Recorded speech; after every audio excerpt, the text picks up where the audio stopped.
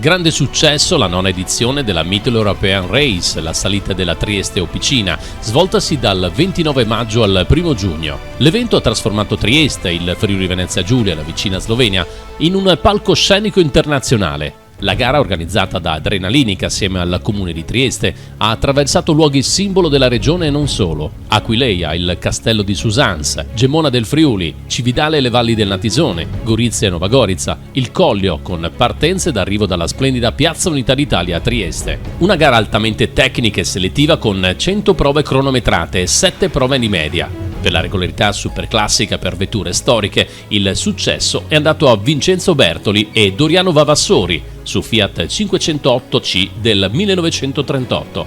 Secondi classificati Sergio Sisti e Anna Gualandi su Lancia Lambda Spider del 29. Terzi gli argentini Daniel Eraimovic e Sofia Garcea su Alfa Romeo 6C 1500 SS del 1929. Per le vetture moderne, valida per il campionato italiano grandi eventi, trionfano Celestino e Oreste San Giovanni su Ferrari 812 GTS, seguiti da Giordano Mozzi e Stefania Biacca su Ferrari 488 Spider.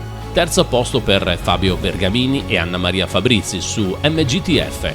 Piazza Unità d'Italia è stata teatro anche del concorso d'eleganza e sportività Città di Trieste, con la Lancia Lambda quarta serie del 1925, incoronata Best in Show, e la Lancia Delta S4 stradale del 1985, che ha vinto il premio Città di Trieste.